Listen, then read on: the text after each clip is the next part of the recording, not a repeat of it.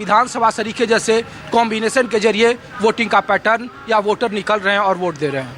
ठीक है, राजीव आपकी तरफ रुक कर रहा हूं। ऋषिकेश तो कह रहे हैं पश्चिम बंगाल और बिहार का माहौल बता रहे हैं कि वहां पे राष्ट्रीय मुद्दों से ज्यादा क्षेत्रीय मुद्दे हावी हो रहे हैं। कल हमने आपको देखा, आप भी यूपी में अलग अलग संसदीय क्षेत्रों में जा रहे थे और लोगों का माहौल जानने की कोशिश वहां पे कर रहे थे। पहला, हमने देखा यूपी में जिन जिन सीटों पे चुनाव हुआ है हर जगह वोटिंग परसेंटेज में कमी आई है।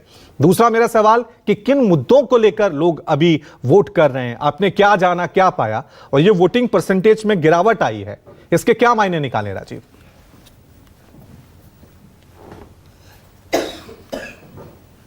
देखिए रवि, जिन 8 सीटों पर पश्चिमी उत्तर प्रदेश में कल मतदान हुआ है, उन 8 सीटों पर 2014 में भारतीय जनता पार्टी ने सारी सीटों पर जीत हासिल की थी और एक गजब का उत्साह, एक गजब की मोदी की लहर देखने को मिली।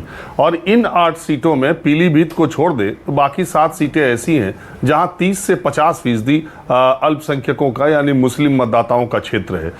2019 में जब चुनाव हुआ था तब इस इलाके में सपा बसपा गठबंधन का एक अलग सा माहौल था, एक अलग सी चीज थी, क्योंकि दलित और मुस्लिम गठजोड़ एक साथ हुआ था और इसीलिए 5 सीटें, इनमें से 5 सीटों का नुकसान भारतीय जनता पार्टी को हुआ और 5 सीटें, जो 15 सीटें सपा बसपा को मिली थी, उसमें 1/3 सीटें ये पहले चरण का जो मतदान हुआ इसमें मिली थी। अब सवाल ये उठता है कि इस बार क्या हुआ और इस बार मतदान प्रतिशत कम होने की वजह क्या है।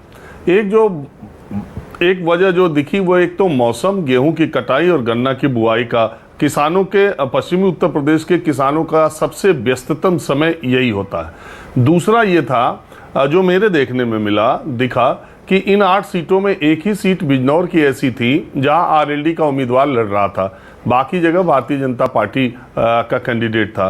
तो जो जाट मतदाता हैं और जो परंपरागत रूप से चौधरी चरण सिंह और जयंत चौधरी, अजीत चौधरी के साथ हैं, वो बाकी की सीटों पे उनको हमको बहुत ज़्यादा उत्साह कमल के फूल पर वोट देने का हो, ऐसा नहीं दिखा। दूसरी बात यह है कि जो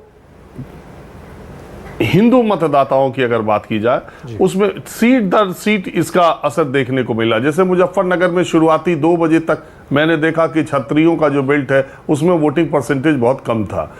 उनमें वहाँ की गणित दूसरी है, वहाँ का मामला दूसरा है। मुजफ्फरनगर की सीट 6000 वोटों से संजीव बालियान पिछली बार जीते थे और इस बार भी मामला वहाँ पर बहुत कड़ा है। तो कुल मिला के मैं ये कह सकता हूँ कि कम मतदान की बहुत सारी वजहें, एक जनता में उतना उत्साह भी नहीं था और दूसरे जो इस बार के इलेक्शन में जो 8 सीटों पर मुझे देखने को मिला वो बहुत कुछ स्थानीय समीकरण, स्थानीय उम्मीदवार, अब 10-10 साल से जो लोग सांसद हैं, लोगों का ये कहना कि इन्होंने कुछ नहीं किया या उनको यहाँ से कोई फर्क नहीं पड़ता, मोदी जी की सरकार बने चाहे न बने, ये कैंडिडेट ठीक नहीं है। और जो दूसरी जगहों से आए नए कैंडिडेट्स थे, इन सब का भी असर पड़ा है और ये चुनाव 14 और 19 के मुकाबले मुझे लग रहा है थोड़ा अलग तरह से हो, अभी तक पहले चरण में है।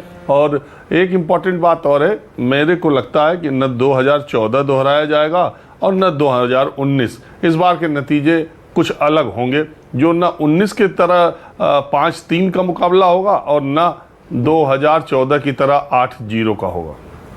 ठीक है, राजनीतिक मेहमानों के साथ अब जल्दी से चर्चा की शुरुआत कर देते हैं। बीजेपी की तरफ से सिद्धार्थ यादव हमारे